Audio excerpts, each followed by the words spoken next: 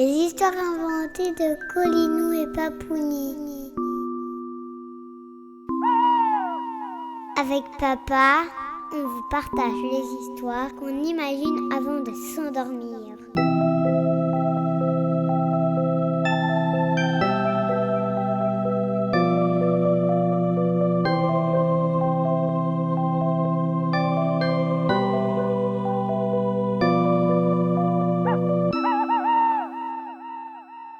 Frankie et son marteau. Dans le royaume magique de Midgaros, où les étoiles scintillent comme des pierres précieuses dans la nuit, vivait un ingénieur hors pair, nommé Frankie. Frankie avait un amour immodéré pour l'hydromel. Il passait ses journées dans son atelier situé sur une branche de l'arbre Yggdrasil. Depuis plusieurs mois, Frankie construisait le Skudge, un vaisseau capable de voyager dans les différents royaumes du monde d'Yggdra. Il comptait bien réussir grâce à son marteau magique, Mjolnir. Ce marteau était l'un de ses outils les plus précieux. Grâce à lui, il pouvait construire des merveilles technologiques que personne d'autre n'aurait pu imaginer. D'ici un an, le Skudge sera terminé et on pourra partir avec Aria et Pipoli à l'aventure. Allez, une petite pause d'hydromel. Un jour, un géant malveillant nommé Jotnar fit irruption à Midgaros. Jotnar, le géant colossal, avec des muscles énormes et un caractère aussi rugueux que ses mains, avait un plan audacieux. Il voulait capturer la grande prêtresse Freya et s'emparer de son anneau des Nibelungen, un artefact ancien qui lui conférait une puissance inégalée. Mais pour cela, il avait besoin de Mjolnir, le marteau de Frankie. Lors d'une pause où Frankie buvait un coup d'hydromel, Jotnar est entré dans l'atelier de Frankie et lui prit son marteau, Mjolnir. Me voilà de nouveau avec plein de force. Allons continuer la construction du Skudge. Lorsque Frankie découvrit le vol de son marteau, il fut désemparé. Comment ? Mjolnir ? Ouh ! Mais il était sur la table ! Il savait qu'il devait agir rapidement. Entre de mauvaises mains, le marteau de Mjolnir était une arme très puissante. Il prit une bonne gorgée d'hydromel pour réfléchir. Mais qui a fait ça ?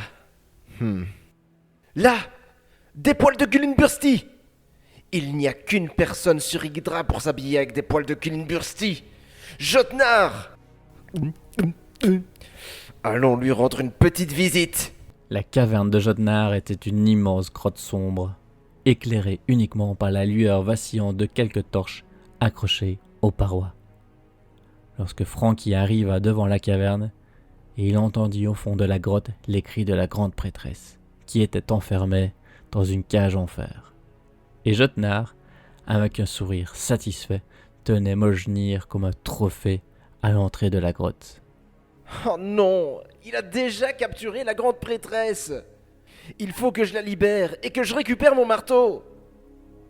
Allez, réfléchis, Frankie, réfléchis. Ah, je sais! Frankie retourna à son vaisseau et fouilla dans son coffre.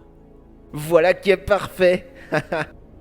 Frankie avait mis une grande robe, se déguisant ainsi en grande prêtresse Freya. Il alla se présenter devant la caverne. Jotnar, avec sa vue peu aiguisée et sa bêtise légendaire, ne se douta de rien. Il ne comprenait pas comment la grande prêtresse pouvait être au fond de sa grotte et devant lui en même temps. Il se frotta les yeux pour mieux les ouvrir, bien grands, d'étonnement. Frankie, avec une voix douce et une démarche gracieuse, s'approcha. Coucou, beau géant. C'est moi que tu voulais voir ? Jotnar n'y croyait toujours pas. Qui était cette jolie femme ? Ça ne pouvait être Freya. Vous avez un très joli marteau, monsieur le géant. Jotnar, naïf et confus par Frankie costumé en grande prêtresse, ne voyait pas Frankie s'approcher doucement de lui. Dites, est-ce que je peux toucher votre beau marteau ? Frankie toucha l'épaule de Jotnar avec douceur d'une main et, de l'autre, il saisit le marteau. Je le tiens. Merci, crotte de Gullinbursti. Jotnar, surpris, eut quand même le temps d'attraper la robe de la fausse grande prêtresse, mais celle-ci se déchira et resta dans ses mains. Frankie, lui, enleva sa perruque. Maintenant, Jotnar, tu vas libérer Freya. Jotnar devint rouge de colère. Il fit tourner son bras et lança une attaque, son ultime à pointe du géant. Frankie brandit Mjolnir et se mit en position de défense. Ouh! Eh ben, c'est pas passé loin ça. Il rigole pas le géant. Frankie bloquait les coups puissants de Jotnar grâce à son marteau de Mjolnir. Jotnar! Ne faisons pas traîner ce combat. Coup de boule à l'hydromel! La tête de Frankie, dure comme du béton, frappa la tête creuse du géant Jotnar qui s'écroula au sol. Jotnar se releva en grognant. Il ne voulait pas se laisser faire et perdre en plus du marteau, la grande prêtresse. Il lança une série de coups puissants, mais Frankie, avec sa nouvelle technique de combat, finissait par reprendre le dessus. Finissons-en, Jotnar!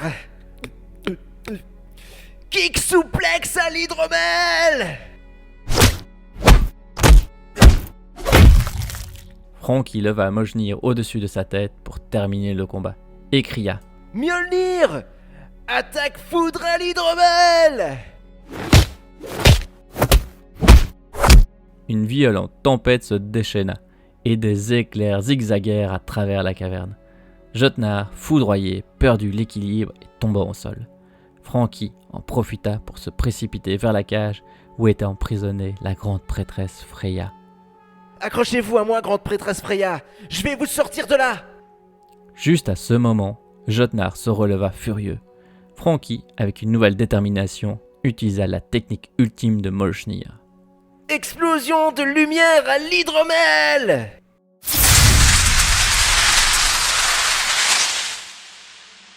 Une explosion lumineuse et puissante éclata, enveloppa Jotnar dans une lumière éclatante.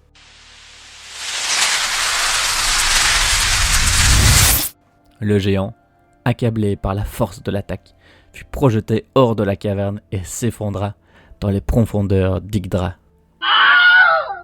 Avec Jotnar vaincu et Freya sauvée, Frankie reprit le chemin de Midgarros où le soleil d'Yggdra se levait sur un nouveau jour.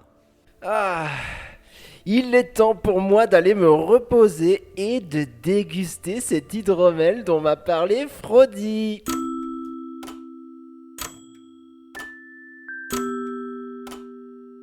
Et n'oubliez pas, vivez des aventures, imaginez des histoires et surtout vivez vos rêves.